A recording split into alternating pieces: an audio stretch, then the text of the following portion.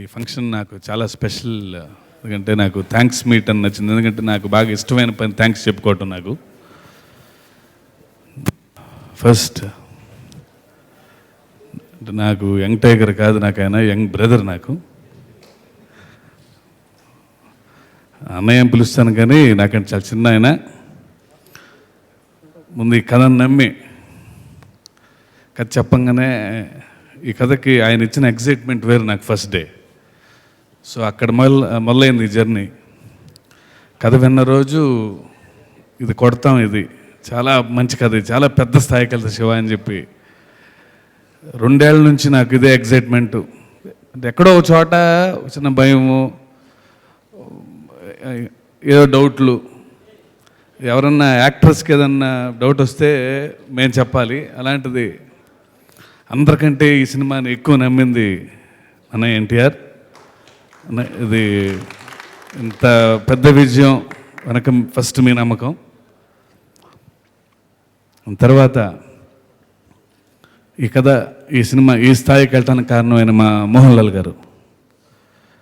అంటే పాపం 1 వీక్ నుంచి ట్రై చేస్తున్నారు ఇక్కడికి రావటానికి. కానీ ఎక్కడో దూరంగా షూటింగ్ ఉండి అక్కడ వాళ్ళు డేట్స్ ప్రాబ్లం అని వదలకపోవటం వలన ఎంటైర్ టీమ్కి మెసేజ్ పెట్టారు ఆయన. మొత్తం అందరికి, బెనర్జీ గారికి, బ్రహ్మాజీ గారికి, అజయ్ గారికి, ఎన్టీఆర్ గారికి, నాకు, ప్రొడ్యూసర్స్కి, నేను రాలేకపోతున్నాను కానీ అక్కడ ఉన్నట్టే నేను ఇది టీవీలో చూస్తాను.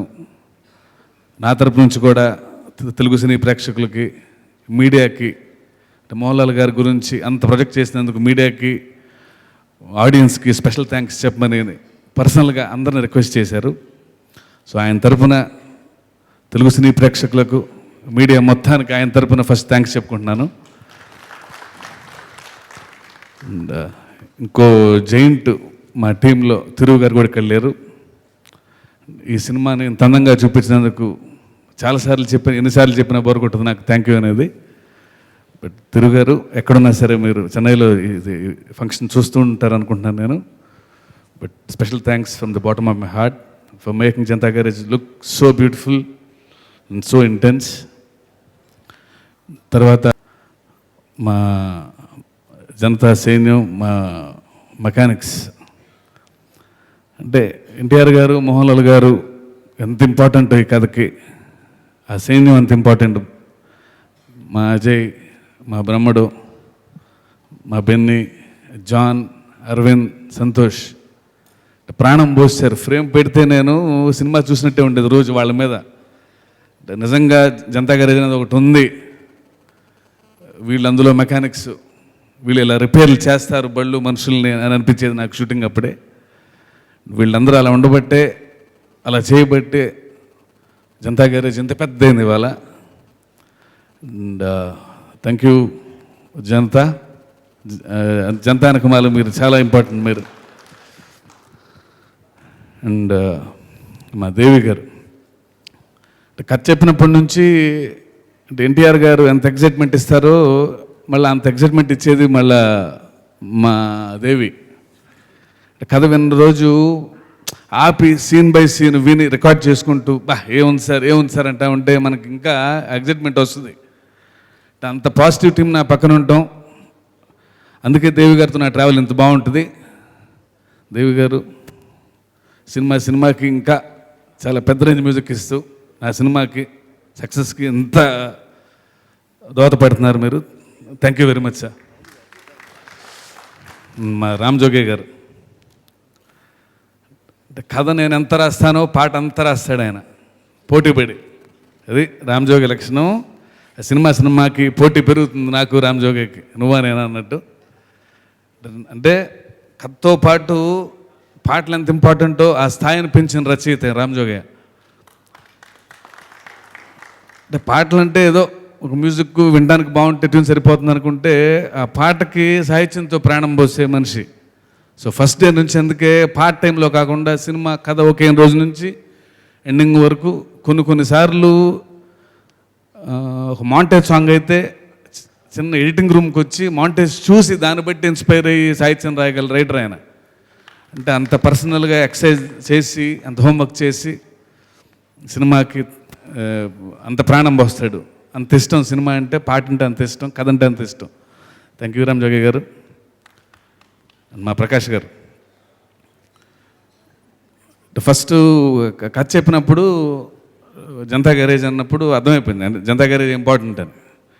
అంటే అది కథ చెప్పినప్పుడు ఎన్టీఆర్ గారి కంటే మోహన్ లాల్ గారి కంటే పెద్దది జనతా గ్యారేజ్ అని చెప్పేవాడిని ఆయనకి, ఎందుకంటే అది అర్థం అవ్వాలని.